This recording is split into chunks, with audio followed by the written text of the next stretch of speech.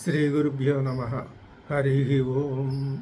శ్రుతిస్మృతిపురాణానామాలయం కరుణాలయం నమామి భగవత్పాద శంకరం లోకశంకరం. ఓం సహనావతు సహనౌ భునక్తు సహ వీర్యంకరవావహై తేజస్వినావధీతమస్తు మా విద్విషావహై. ఓం శాంతి శాంతి శాంతి. యేయం ప్రేతే విచికిత్సా మనుష్యే అస్तीति ఏకే నాయమస్तीति చైకే ఏతద్విద్యామనుసృష్టస్త్వయాహం వరాణామేష వరస్తృతీయః. ఏష వరః వరాణాం తృతీయః. ఇప్పుడు నేను నిన్ను అడిగినటువంటి ఈ వరం నువ్వు నాకు ఇస్తానన్న 3 వరాల్లో 3వది. ఏమిటి నువ్వు నాకు ఇవ్వవలసిన వరం? అడుగుతున్నాడు నచికేతుడు. ఆస్తిక జనులకి, సాధక జనులకి, జిజ్ఞాసువులకి ఆత్మస్వరూపం మీద పరమమైనటువంటి విజ్ఞానం కలగడానికి, ఆ కలిగిన విజ్ఞానం సుస్థిరం కావడానికి, ప్రతిష్ఠితం కావడానికి ఉపయోగించేటటువంటి అద్భుతమైన ప్రశ్నని అడుగుతున్నాడు నచికేతుడు యమధర్మరాజుని. ఆ ప్రశ్న స్వరూపం ఎలా ఉంది? కేనోపనిషత్తులో ప్రశ్న స్వరూపం ఏం చేసింది అంటే మొత్తం ఉపనిషత్తు అంతటినీ బోధ చేయించింది. ఆ మొట్టమొదటి కేనేషితం పతతి ప్రేషితం మనః అనేటటువంటి ఆ శిష్యుని యొక్క ప్రశ్న. ఇప్పుడు ఇక్కడ ఈ ప్రశ్న అడగటానికి పూర్వరంగం అద్భుతంగా సృష్టించబడింది అని మనం చెప్పుకున్నాం. ఇంత పూర్వరంగం ఉంటేనే కానీ అది కూడా వ్యక్తుల పరంగా, విషయం పరంగా. వ్యక్తుల పరంగా ఎవరు? ఇద్దరు, గురువుగారు యమధర్మరాజు, శిష్యుడు నచికేతుడు. శిష్యత్వ అర్హతలు నచికేతుడికి సంపూర్ణంగా ఉన్నాయి, గురువుగారు సరే. ఇంకా విషయపరంగా అంటే ఇంతకు ముందు ఉన్నటువంటి ఆ కర్మకాండ, ఉపాసనాకాండల యొక్క సంబంధం జ్ఞానకాండతో ఎటువంటిది? అది అవిభజ్యమైనది. నిజం చెప్పాల్సి వస్తే కర్మానుష్ఠానం వలన, అలాగే ఉపాసనానుష్ఠానం వలన, యోగాద్యనుష్ఠానం వలన మాత్రమే వ్యక్తి యొక్క మనస్సులో ఆత్మని గురించిన జిజ్ఞాస ప్రారంభమవుతుంది. అలా ప్రారంభమైనప్పుడే అది సుస్థిరం అవుతుంది. సుస్థిరమైంది అంటే దాని అర్థం అది క్రమంగా ఆ జిజ్ఞాసే ఆ ఉపాధి ధరించినటువంటి ఆ వ్యక్తిని నడిపిస్తుంది. ఇది చాలా ముఖ్యమైన విషయం. ఈ వ్యక్తి జిజ్ఞాసను నడిపించడు, జిజ్ఞాసే వ్యక్తిని నడిపిస్తుంది. అంతటి అనుగ్రహం జిజ్ఞాసకి వ్యక్తి మీద దేనివల్ల కలుగుతుంది? అతనికి ఉన్నటువంటి అర్హతని బట్టి కలుగుతుంది.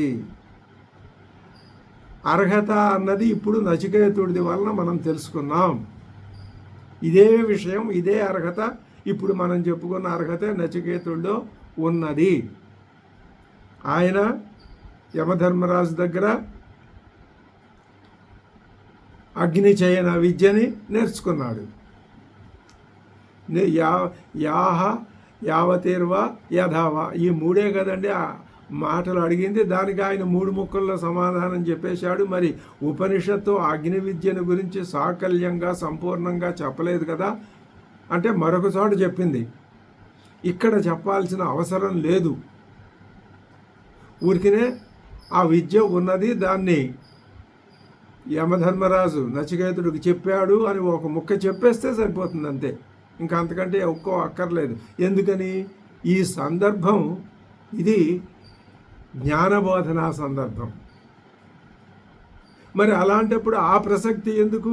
ఆ ప్రసక్తి లేనిదే జ్ఞానబోధనకి సంపూర్ణత్వం లేదు.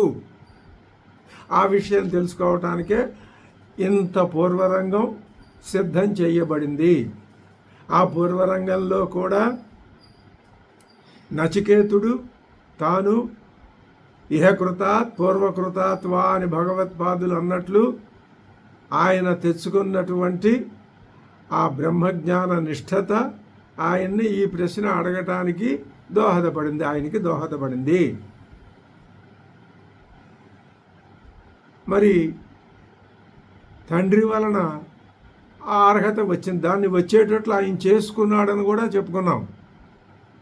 అయితే తండ్రిలో ఉన్న చిన్న లోపాన్ని కూడా నచికేతుడు సరి చేసుకుని ఆ అగ్ని విద్యను నేర్చుకున్నాడు. విశ్వజిత్ యాగం చేశాడు వాజస్రవసుడు. అందులో ఆయన పొరపాటు దృష్టి వల్ల లేకపోతే కార్యభారం వలన కానీ పనికిరాని ఆవుల్ని కూడా ఇస్తున్నాడు. అది ఆయన చేసిన చిన్న పొరపాటు. దాన్ని తన యొక్క ఆలోచన విధానం ద్వారా సరిచేశాడు నచికేతుడు. ఇప్పుడు ఆ లోపం కూడా నచికేతుడికి పూర్వరంగంలో లేదు కాబట్టి, ఉన్నది క్షాళితమైపోయింది కాబట్టి ఇప్పుడు నచికేతుడు ప్రశ్న అడగటం, యమధర్మరాజు దానికి సరి అయినటువంటి జవాబు చెప్పటం, ఇది ఆస్తిక లోకానికి అస్మదాదులకి మహద్భాగ్యంగా అవతరించటం, ఇది గొప్పతనం. ఇంత పూర్వరంగం ఉన్నది ఈ మంత్రానికి. అడుగుతున్నాడు నచికేతుడు, ఏయం ప్రేతే విచికిత్స మనుష్యే యా ఇయం విచికిత్స. యా ఇయం విచికిత్స అంటే ఈ ఈ విచికిత్స అంటే సంశయం, సందేహం, అనుమానం. ఏ అనుమానం అయితే మాకు ఉన్నదో దేని గురించి? ప్రేతే అర్థం చెప్తున్నారు భగవత్పాదులు. మృతే అంటే వ్యక్తి మరణిస్తే. ఎవరు మరణిస్తే? మనుష్యే. ఏయం ప్రేతే విచికిత్స మనుష్యే. ఏయం విచికిత్స మనుష్యే ప్రేతే. మానవుడు మరణించగా ఒక విచికిత్స ఉందండి. ఏమిటా విచికిత్స అంటారా అంటే, అస్తి ఇది ఏకే. మరణించిన తర్వాత కూడా కొందరు ఏమంటున్నారు? ఉన్నది అంటున్నారు. ఏమిటి ఉన్నది? అస్థి శరీరేంద్రియ మనోబుద్ధి వ్యతిరిక్త దేహాంతర సంబంధి ఆత్మ. అద్భుతమైన విషయం. ఆత్మ ఉన్నది అని కొందరు అంటున్నారు. ఎటువంటి ఆత్మ ఉన్నది అని? ఆత్మ అనే మాటని ఇప్పుడు ప్రథమంగా ప్రయోగిస్తున్నది కఠోపనిషత్తు. ప్రయోగిస్తున్నది అంటే అర్థం, దాని యొక్క అర్థాన్ని మనం తెలుసుకొని గ్రహించుకొని అర్థం చేసుకొని దాన్ని మీరు అనుభవంలోకి తెచ్చుకోండి అని ఉపదేశంలో మొట్టమొదటి మాట అన్నమాట అది. ఆత్మ అస్తి ఇది ఏకే. ఎటువంటి ఆత్మ ఉన్నది? విశేషణాలు చెప్తున్నారు. దేహాంతర సంబంధి, ఇతర అన్యదేహంతో సంబంధం కలది, దేహాంతరములతో ఇతర దేహములతో సంబంధం కలది. ఈ మరణించిన వ్యక్తికి రాబోయే మరొక దేహంతోట, లేకపోతే మరణించేవాళ్ళు మరణిస్తూ ఉంటే, పుట్టుకొని వచ్చేవాళ్ళు పుట్టుకొని వస్తూ ఉంటే, పుట్టుకొని వచ్చేవి దేహాలు, ఆ దేహాలతో సంబంధం కలదా? ఏదైనా కావచ్చు. దేహాంతరం మరి ఒక దేహంతో సంబంధం కలది. ఇంకా శరీరేంద్రియ మనోబుద్ధి వ్యతిరిక్త. అద్భుతమైన పాయింట్ ఇది, కళ్ళు తెరిపించే విషయం. శరీర ఇంద్రియ మనః బుద్ధి వీటికి వ్యతిరేకమైంది. ఆత్మ శరీరానికి సంబంధించింది కాదు, మనస్సుకు సంబంధించింది కాదు, బుద్ధికి సంబంధించింది కాదు, ఈ మూడింటికి వ్యతిరేక్తమైనది, ఈ మూడు కానిది, ఈ మూడింటిని తన అధీనంలో పెట్టుకునేది. అటువంటి ఆత్మ దేహాంతర సంబంధి, మరొక దేహంతో కూడా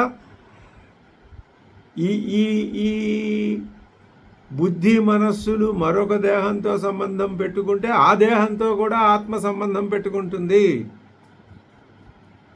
ఈ విధంగా లోకంలో ఏ ఏ శరీరాల్లో మనోబుద్ధులు ప్రస్ఫుటమై వ్యక్తమై కనిపిస్తుంటాయో ఆ శరీరాలన్నింటితోటి సంబంధం పెట్టుకునేటటువంటి సంబంధం కలిగిన ఒకానొక ఆత్మస్వరూపం. ఇక్కడ ఇంకా మనకి సందేహాలు ఉంటాయి, ఇవన్నీ తర్వాత చెప్తారు, భగవత్పాదులే చెప్తారు, ఉపనిషత్తే చెప్తుంది. ఆత్మ ఇంకా ఆ సంబంధం ఎలాంటిది ఏమిటి అనే విషయం అది తెలుసుకోవటం కోసమే ఇక్కడ ఊరికినే భగవత్పాదులు చూచాయిగా ఒక ముక్క చెప్పేశారు. ఏమని? శరీరేంద్రియ మనోబుద్ధి వ్యతిరిక్త కానిది అయినది. ఏది కానిది? శరీర మనోబుద్ధులు కానిది. మరి ఏది అయినది? దేహాలతో సంబంధం ఉంది, అది చెప్తున్నాడు. మరి అది దేహాంతర సంబంధి. ఇక్కడ దేహం అన్నారు, అక్కడ శరీరం అన్నారు, రెండూ ఒకటే. ఆ శరీరం అన్నప్పుడు వ్యక్తిగతమైంది, దేహము అన్నప్పుడు సామాన్యమైందిగా చెప్పుకోవచ్చేమో, తప్పేం ఉండదు అని కొందరు అన్నారు. నా అయం అస్తి చ ఏకే, నాయం అస్తి చైకే, నా అయం ఏవం విధః అస్తి ఇతి చ ఏకే. అదిగో మీరు చెప్పిన ఇలాంటిది శరీర మనోబుద్ధి వ్యతిరిక్తమైనది, దేహాంతర సంబంధమైనది, అలాంటిది ఏదీ లేదు పో అన్నారు కొందరు. అది రెండు విభిన్నమైన ధోరణులు, ఒకటి ఇటుపక్క ఒకటి ఇటుపక్క. ఒకటేమో ఉన్నదే అన్నారు, మరొకటి లేదు పోండి అంటున్నారు. అయితే అతశ్చ అందువలననే అస్మాకం న ప్రత్యక్షేణ నా ఆపి వా అనుమానేన నిర్ణయ విజ్ఞానం. మాకు నిర్ణయం కలగటం లేదు, మేము తెలుసుకోగలం.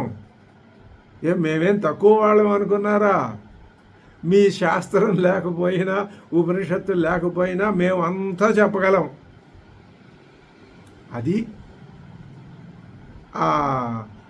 ముష్యంతి యత్సూరయ, ఆ మాటకు అదే అర్థం. మహాపండితులం మేము, కానీ చెప్పలేరు అని ఎవరు చెప్తున్నారు? నచికేతుడు చెప్తున్నాడు. ఈ నచికేతుడు మాటలు చెప్తున్న మాటలు ఇవి. ఏమని చెప్తున్నాడు ఆయన? అది ప్రత్యక్షేణ నా అనుమానేనాపి నిర్ణయ విజ్ఞానం. మాకు ప్రత్యక్ష ప్రమాణం వల్ల నీకే కాదు ఎవ్వరికీ కనపడదు. ఈ ఉందన్న వాళ్ళకి కనపడదు, లేదన్న వాళ్ళకి కళ్ళకి కనపడేది కాదు, చిక్కు వదిలిపోయింది. ఉందనే వాళ్ళకి కనపడకుండా వాళ్ళు ఉందని, లేదనే వాళ్ళు అదిగో మాకు కనపడుతోంది ఎక్కడా లేదు అని వాళ్ళు అంటే పెద్ద గొప్ప చిక్కు వచ్చి పడిపోయి ఉండేది సృష్టికి. అది లేదు. ఆయన నియతమైన విధి ఎలాంటిదో చెప్పారుగా ఇంతకుముందు భగవత్పాదులు. ప్రత్యక్ష ప్రమాణానికి దొరికేది కాదు, అనుమాన ప్రమాణానికి. ప్రత్యక్ష ప్రమాణం అంటే కంటికి కనిపించేదని చెప్పుకున్నాం. అనుమాన ప్రమాణం అంటే పర్వతం అగ్నిమా అన్నట్లుగా ఉంటుంది. పర్వతం అగ్ని, అక్కడ ఎత్ర ధూమస్ తత్ర అగ్ని. పర్వతం మీద అగ్ని కనిపిస్తుంది కాబట్టి, ఆ పర్వతం మీద ధూమం కనిపిస్తుంది కాబట్టి అక్కడ అగ్ని ఉండితేరా. దీన్ని బట్టి ఏమిటయ్యా అంటే అగ్ని ధూమం ఉంది అంటే అక్కడ అగ్ని ఉండాలి, అగ్ని కనపడకపోయినా సరే ఉండి తీరాలి. ఆ ప్రమాణానికి ఈ ఉంది లేదు అస్తి నాస్తి అనే జ్ఞానం దొరికేది కాదు. మరి ఎలాగా? ఏతద్విజ్ఞానాధీనో హి పరహ పురుషార్థ. అందుకే నేను నిన్ను అడుగుతున్నాను. పైగా మాకేమో పరమ పురుషార్థం మీద కోరిక. ఎన్ని జన్మలకైనా ఎప్పటికైనా మేము ఈ సంసారం నుంచి దూరం అయిపోయి విడివడిపోయి దీని నుంచి విముక్తి పొందాలి అని మా ఆశయం. మరి అటువంటి కోరిక ఉన్నప్పుడు ఆ కోరిక తీరాలి అంటే ఇది తెలియాలి ముందు. ఏది? అస్తివా నాస్తివా. ఈ విజ్ఞానానికి అధీనమైనదే మోక్షం. మేము మోక్షార్థులం కాబట్టి ఇప్పుడు మేము ఇది తెలుసుకోవాలి. ఉంది అంటే మా కృషిని ముందుకు కొనసాగిస్తాం, లేదని నువ్వు చెప్పావనుకో ఇంకెంతటితో వదిలేస్తాం, చేసిన ప్రయోజనం ఏముంది అని అనుకుంటే అనుకోవచ్చు, దానికేముంది.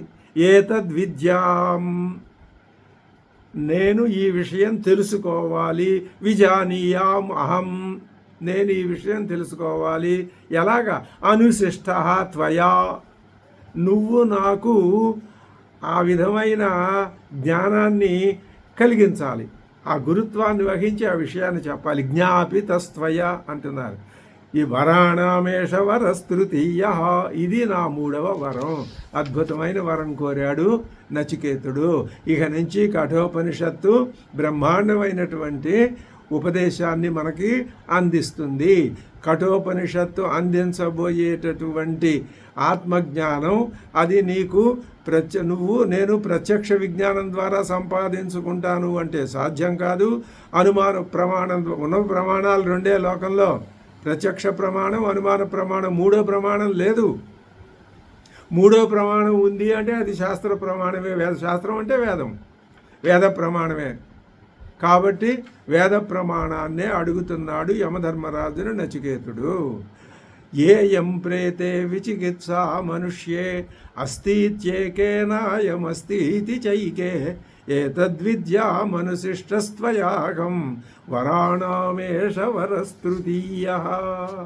ఇప్పుడు మనకి నచికేతుడు అడిగిన ప్రశ్న ఏమిటో స్పష్టంగా అర్థమైంది. మనకి కూడా ఈ విషయం తేల్చుకుని ఒక నిర్ణయం చేసుకుని ఒక డిసైడ్ చేసుకోవాలి. లేకపోతే ఏమైపోతాం? ఈ జన్మ ఎందుకు? ఏమిటి దీనివల్ల ప్రయోజనం?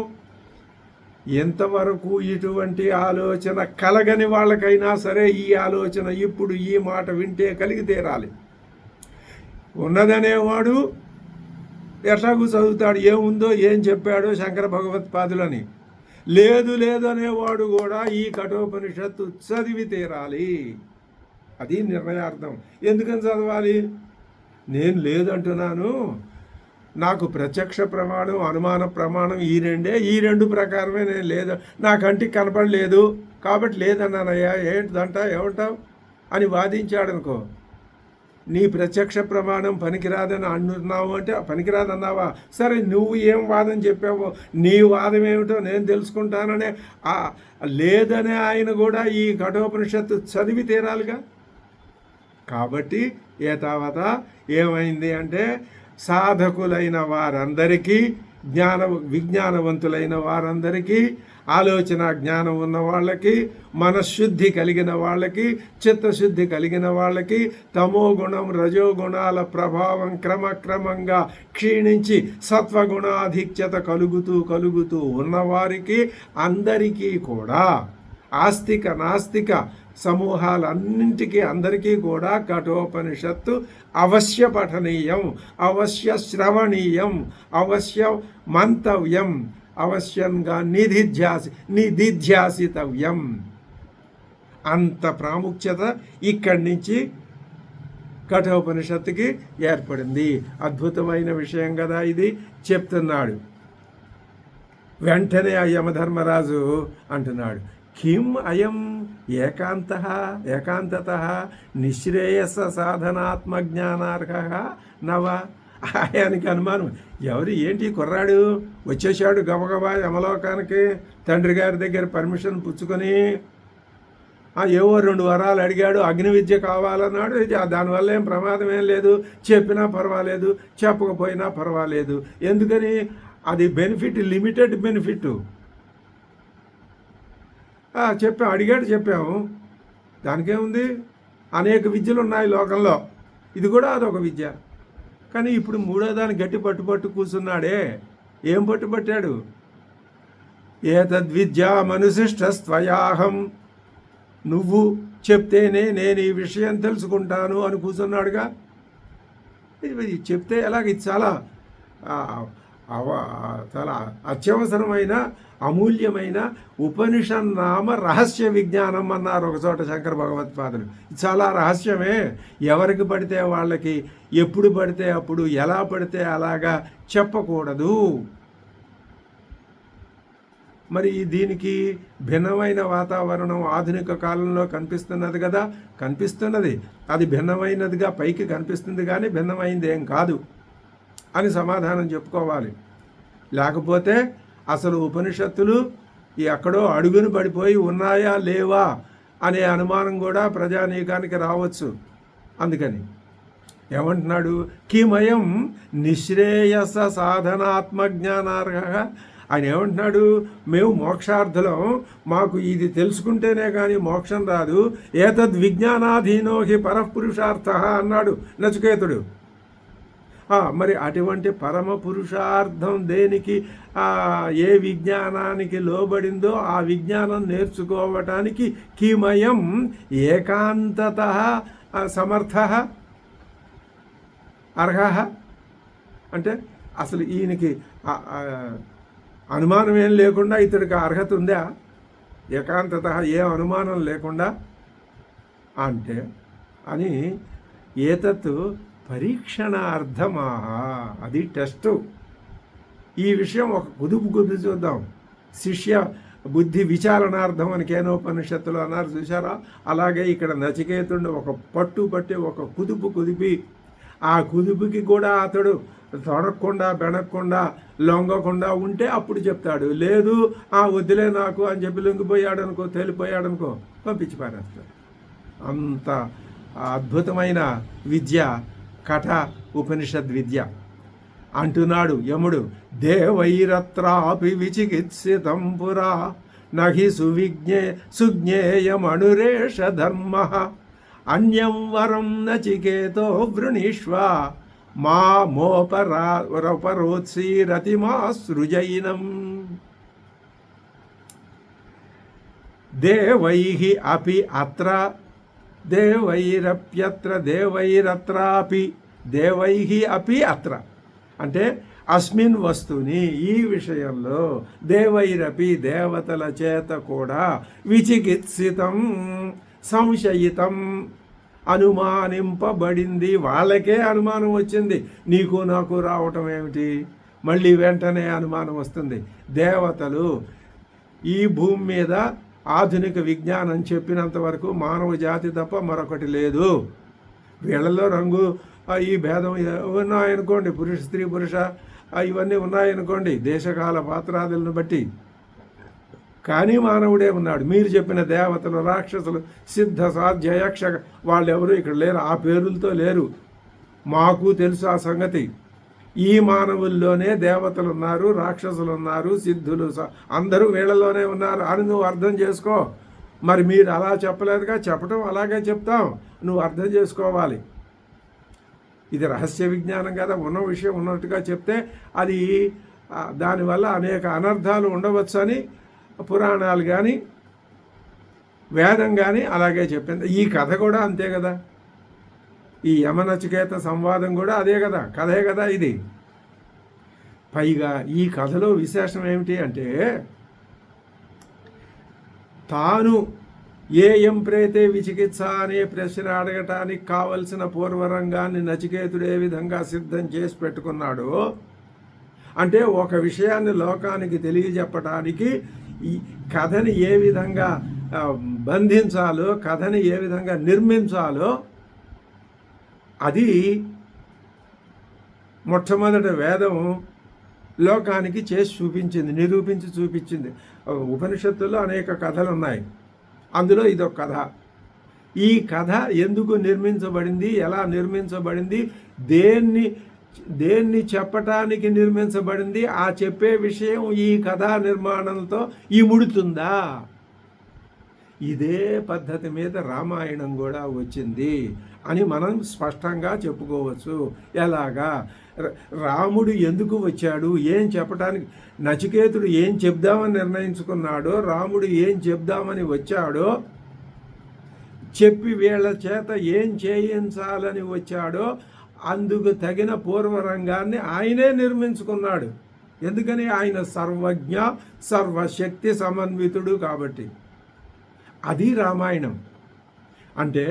రామాయణంలో ప్రతి పాత్ర, ప్రతి ఘట్టం, ప్రతి విషయం అన్నీ కూడా రాముడు చెప్పదలుచుకున్న విషయాన్ని చెప్పటానికి అనుకూలంగా నిర్మింపబడినవే. అలాగే కఠోపనిషత్తు కూడా ఇదిగో ఏమిటి చెప్పారు ఇక్కడ, నిశ్రేయస సాధనాత్మజ్ఞానం. నీకు మోక్షం కావాలా, మోక్షాన్ని సాధించాలనుకున్నావా, నిశ్రేయస సాధన కావాలి, చేస్తావా నువ్వు? నిశ్రేయస సాధన నువ్వు చేయాలి అంటే ఆత్మజ్ఞానం కావాలి. మోక్షం తేలిగ్గా రాదు. ఆత్మజ్ఞానం ఎంత బాగా బలపడితే అంత మోక్ష ప్రాప్తికి అవకాశాలు ఉంటాయి. తక్కువగా ఉంటే వచ్చిపోయేదిగానే ఉంటుంది. ఆ శక్తి ఈ నచికేతడిలో ఉన్నదా లేదా?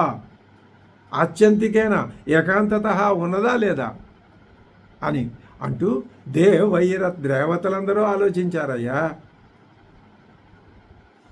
విచికిత్సితం సంశయితం పురా పూర్వం నహి సుజ్ఞేయం. వాళ్ళకు కూడా సుజ్ఞేయం సుష్టు జ్ఞేయం శృతమపి ప్రాకృతైర్జనై.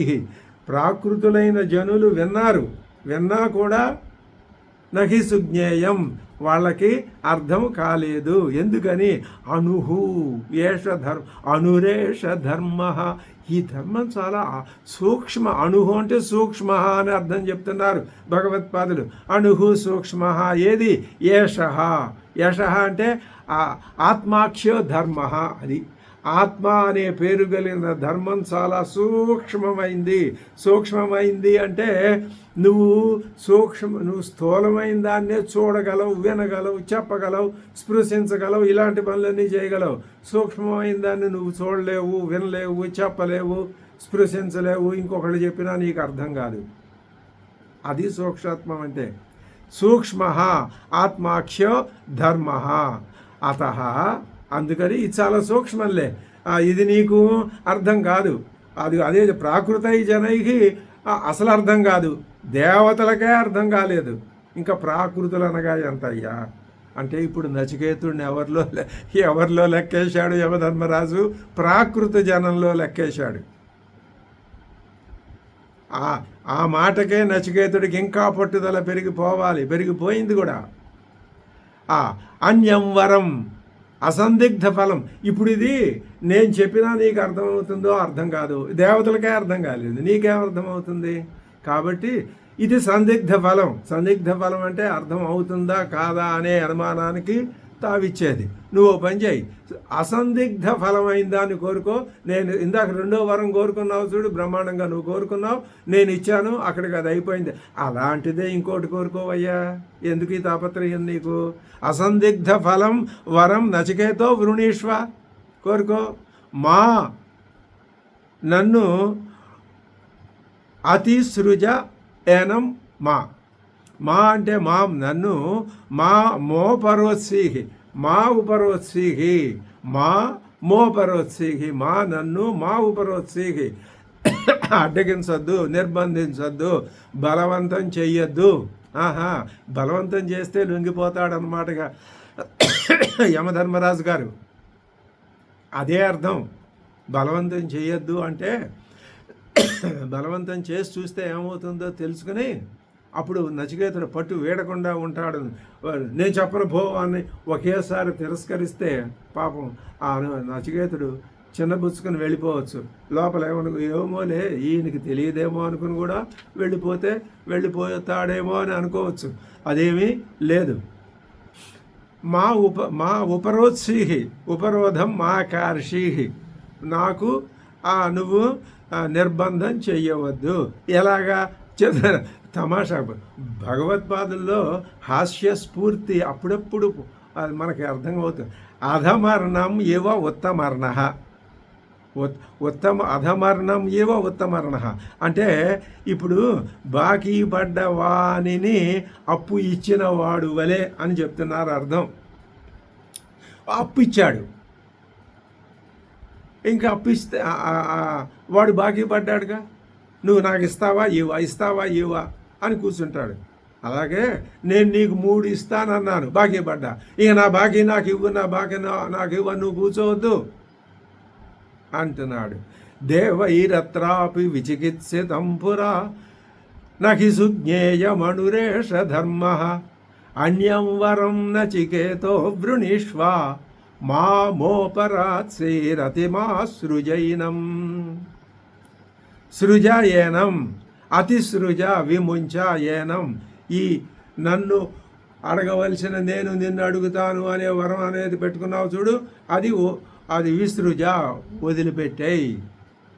ఏవముక్త, ఇలా యమధర్మరాజు చెప్పేసరికి నచికేత ఆహా ఏమంటున్నాడు, దేవైరత్రాపి విచికిత్సితం కిల త్వంచ మృత్యోయన్న సుజ్ఞేయమద్ధ వక్తాజాన్యత్వాదృగన్యో న లభ్యో నాణ్యో వరస్తుల్య ఏతస్య కశ్చితు. ఎంతటి ప్రౌఢమైన వాదన పటిమని ప్రదర్శిస్తున్నాడు నచికేతుడు. ఆయన బాలుడా, మహామేధావి, ఆత్మజ్ఞాని, పరమనిష్ఠుడు. ఈ జ్ఞానాన్ని తాను తెలుసుకొని ఇతరులకి తెలిసేటట్లుగా చేయటానికి ఆయన తప్ప మరొకడు అర్హుడు లేడు అని వేదం నమ్మి ఆయన్ని తీసుకొచ్చి అక్కడ కూర్చోబెట్టి ఆ పాత్ర ఆయనతో నటింపజేస్తున్నది.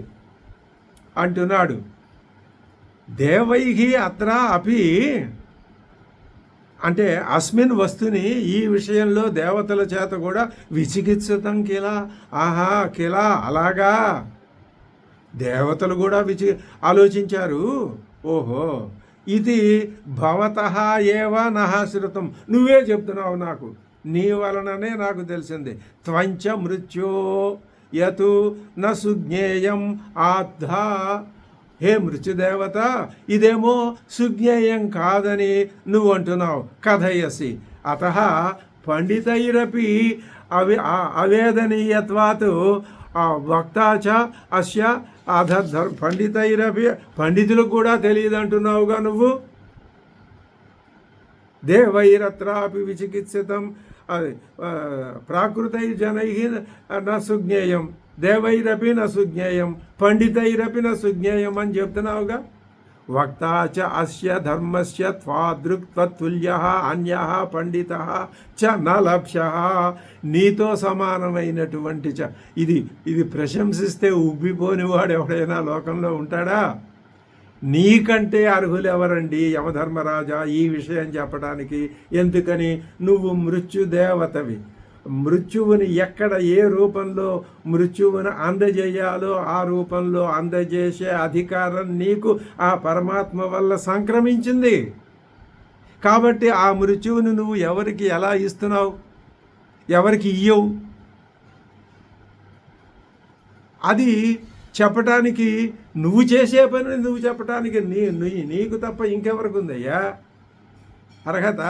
ఇంద్రుడు కూడా వచ్చి, ఓ యమధర్మరాజా, ఇంద్రుడు కూడా వచ్చి నీ ఎదురుకుండా కూర్చుని ఈ ఆత్మజ్ఞాన విషయంలో పాఠాలు నేర్చుకోవాల్సిందే. కాబట్టి నా లభ్య నా అన్విష్యమాణ, ఎక్కడ వెతికినా ఎవరు దొరకరు, నువ్వే దొరుకుతావు. అయంతు వరహ నిశ్రేయస ప్రాప్తి హేతు. 3 సార్లు చెప్తున్నారు ఇక్కడ. ఈ ఆత్మజ్ఞానమే నిశ్రేయసాన్ని ఇస్తుంది కాబట్టి నాకు చెప్పు అని నచికేతుడు అడగటం. అరే, ఆత్మజ్ఞానం నిశ్రేయసాన్ని పూర్తిగా ఇచ్చేదే, అది ఈ పిల్లవాడికి చెప్తే పట్టించుకోగలడా లేడా అని యమధర్మరాజు అంటాం. అది విని నిశ్రేయసం తప్ప మరొకటి, ఆత్మజ్ఞానం తప్ప నిశ్రేయసాన్ని ఇచ్చేది మరొకటి లేదని మళ్ళీ నచికేతుడు అంటాం. దీన్ని బట్టి ఏమర్థం అవుతోంది? వరాలు 3 మొదటి వరం అలా ఉంచండి, 2వ వరం కంటే 3వ వరం అత్యుత్తమమైందని, మిక్కిలి ప్రాధాన్యత కలది అని మనకు అర్థమవుతున్నదా లేదా? అది ముఖ్యం. నా అన్యో వరస్తుల్య సదృశ అస్తి ఏతస్య కశ్చిదపి. ఈ వరంతో సమానమైన వరం ఇంకోటి లేదయ్యా. నువ్వు కోరుకో నువ్వు అంటున్నావుగా, నేనెందుకు కోరుకుంటాను? నాకు ఈ వరమే ప్రధానం. అనిత్య ఫలత్వాత్ అన్యస్య. ఇదిగో ఇంకో వరం కోరుకుంటే దాని ఫలం అనిత్యం, ఇది ఫలం నిత్యం. ఎందుకని? మోక్షం అనేది నిత్యం, మోక్ష ప్రాప్తి నిత్యం. మిగతా ఏది మోక్షేతరమైన ఏది కోరుకున్నా అనిత్యమే. నువ్వు లక్షల డబ్బులు కోరుకో, ఏళ్ళు అదేదో సామ్రాజ్యం కోరుకో, ఇంకొకటి కోరుకో, అన్నీ చెప్తాడు. వరుసపెట్టి ఏకోరు లిస్టులు ఇస్తాడు యమధర్మరాజు. అన్నీ తృణీకరించాడు నచికేతుడు. అదే చెప్తున్నాడు ఏమని, దేవైరత్రాపి విచికిత్సితం కిల త్వంచ మృత్యో యన్న సువిజ్ఞేయమద్ధ వక్తాచాన్యత్వాదృగన్యో న లభ్యో నాణ్యో వరస్తుల్య ఏతస్య కశ్చితు ఏవం ఉక్తః అపి పునః ప్రలోభయన్ను ఉవాచ మృత్యు. ఆయన ఎందుకు అంత తొందరగా వదిలిపెడతాడు? పునః ప్రలోభయన్ను, మళ్ళీ ప్రలోభంలో పెట్టడానికి అంటున్నాడు. నీకు ఏమన్నాడు? అనిత్య ఫలత్వాద్ అన్యస్య అనే సుదృఢమైన నిశ్చితమైన అభిప్రాయంలో ఉన్నాడుగా నచికేతుడు. చూద్దాం నీ నిశ్చిత అభిప్రాయం ఏమిటో. శతాయుషః పుత్ర పౌత్రాన్ వృణీష్వ బహూన్ పశూన్ హస్తి హిరణ్యమశ్వాన్ భూమేర్మహదాయతనం వృణీష్వ స్వయం చ జీవ శరదో యావదిచ్ఛసి. శతాయుషః, 100 వర్షాన్ని ఆయుంసి యశాంతాన్ శతాయుషః. 100 సంవత్సరాల ఆయువు గలవాళ్ళు ఉంటారు, వాళ్ళని శతాయువులు అంటారు. శతాయుషః అంటే 100 అవన్నీ 100 సంవత్సరాల ఆయువు కోరుకో. పుత్ర పౌత్రాన్ వృణీష్వ. ఇంకా కించ గవాది లక్షణాన్ బహూన్ పశూన్, ఆవులు మొదలైనటువంటి లక్షణాలు కలిగిన బహూన్ పశూన్ అనేక పశు సంపద కోరుకో. హస్తి హిరణ్యం, ఏనుగులు కోరుకో. హిరణ్యం కోరుకో. హస్తి చ హిరణ్యం చ, హస్తి హిరణ్యం 2 ద్వంద్వ సమాసం అని భగవత్పాదులు చెప్తున్నారు. అశ్వాంచ, నీకు కావాలంటే ఏనుగులను బంగారమే కాదు గుర్రాలను కూడా కోరుకో. కించ భూమేహే అంటే పృథివ్యాహ మహతు విస్తీర్ణం ఆయతనం, విశాలమైన భూభాగం కోరుకో. 100 ఎకరాలు 200 ఎకరాలు కోరుకో, నీకెందుకు. ఆశ్రయం ఇంకా మండలం రాజ్యం వృణీష్వ, రాజ్యాన్ని కోరుకో. కించ సర్వం అపి ఏతత్ అనర్థకం స్వయం చేత్ అల్పాయు ఇది అతః ఆహ స్వయం చ జీవత్వం జీవధారయ శరీరం సమ్యగింద్రియ కలాపం శరదో వర్షాన్ని యావదిచ్చేసి. ఇవన్నీ అనిత్యం అంటావా? 100 సంవత్సరాలు జీవితం కోరుకో. స్వయంచ జీవ శరదో యావదిచ్చేసి, నీ ఇష్టం. 100 కాదు, ఎంతకాలం నువ్వు జీవించాలనుకుంటే అంతకాలం జీవితం నీకు ఇచ్చేస్తా. నీకు మరణం రాకుండా నేను చేస్తా. ఎందుకని? మరణానికి హెడ్ ఆఫ్ ది డిపార్ట్మెంట్ నేనేగా, నీకు ఇచ్చేస్తా నేను. శతాయుషః పుత్ర పౌత్రాన్ వృణీష్వ బహూన్ పశూన్ హస్తి హిరణ్యమశ్వాన్ భూమేర్మహదాయతనం వృణీష్వ స్వయం చ జీవా శరదో యావదిచ్ఛసి. ఏతత్తుల్యం యది మన్యసే వరం వృణీష్వ విత్తం చిరజీవికాంచ మహాభూమౌ నచికేతస్త్వమేధి కామానాం త్వా బహు కామభాజం కరోమి. ఏతత్తుల్యం ఏతేన యథోపదిష్టేన సదృశమన్యం అపి యది మన్యసే వరం. ఈ వరమే కాదు, ఇంకా నువ్వు దీంతో సమానమైన ఏ వరమైనా కోరుకో. వృణీష్వ కించ విత్తం హిరణ్యరత్నాది, హిరణ్యాలు రత్నాలు వెండి బంగారం మొత్తం కోరుకో. చిరజీవిక అంచ వృణీష్వ. ఈ ఇంత ధనం, ఇంత క్షేత్రాలు, ఈయన హస్తి హిరణ్యం వీటితో పాటు జీవితం కూడా కోరుకో. కిం బహునా మహత్యాం భూమౌ రాజా నచికేతస్వమేది. మహా పెద్ద విశాలమైన రాజ్యానికి నువ్వు రాజు వైపో. కించ అన్యతు కామానాం దివ్యానాం మానుషానాంచ అంటే దేవతల యొక్క కోరికలు, మానవుల యొక్క కోరికలు, వాళ్ళందరి యొక్క కోరికలకు తగ్గట్టుగా త్వాం కామభాజం కామభాగినం కామ అర్హం కరోమి.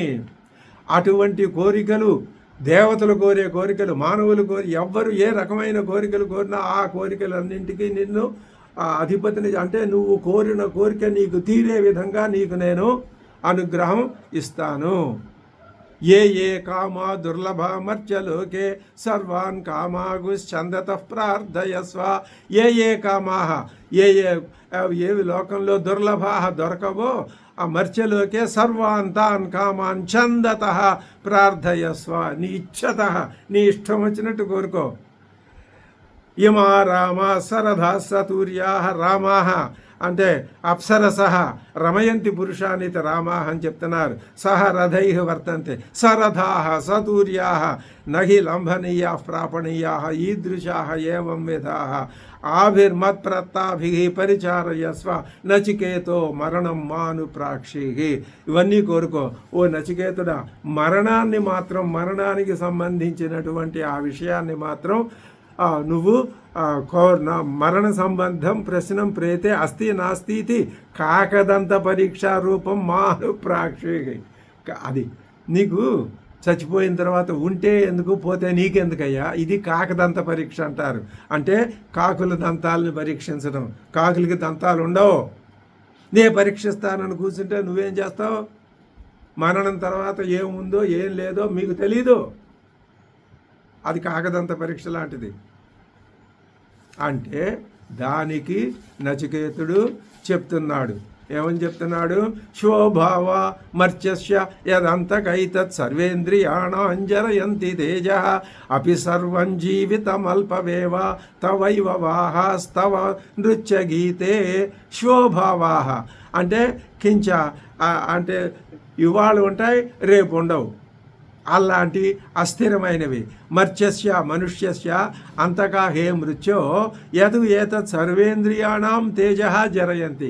ఈ నువ్వు చెప్పినవన్నీ ఈ ఇంద్రియాల యొక్క తేజస్సుని జరయంతి, అపక్షయంతి, పోగొడతాయి. కాబట్టి శృణు, సర్వం జీవితం అల్పమేవా. మొత్తం జీవితం అంతా అల్పమైనదే. కిముత అన్యద అస్మదాది దీర్ఘజీవిక. మాలాంటి వాళ్ళ జీవితం కూడా అల్పమైందే.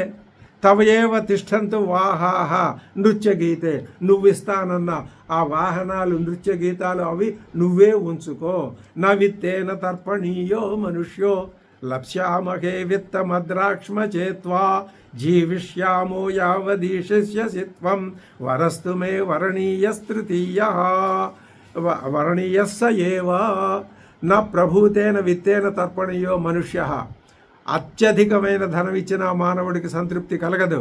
లప్స్యామహే పొందగలం మేము. ఏమిటి? విత్తం అద్రాక్ష్మ చేత్వా. నువ్వు కనిపిస్తేనే మాకు సంపద వచ్చినట్లు వస్తుంది. జీవితం అపి తథా ఏవ. జీవితం కూడా అంతే. నీ అనుగ్రహం ఉంటే మాకు సంపద వస్తుంది. ఎంత సంపద వస్తే అంత చాలయ్యా, ఎంత జీవితం ఉంటే అంత చాలయ్యా.